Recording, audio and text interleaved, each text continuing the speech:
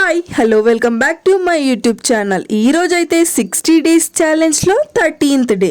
13 డేస్లోనే చాలా అంటే చాలా చేంజెస్ అయితే నాలో అయితే వచ్చాయి.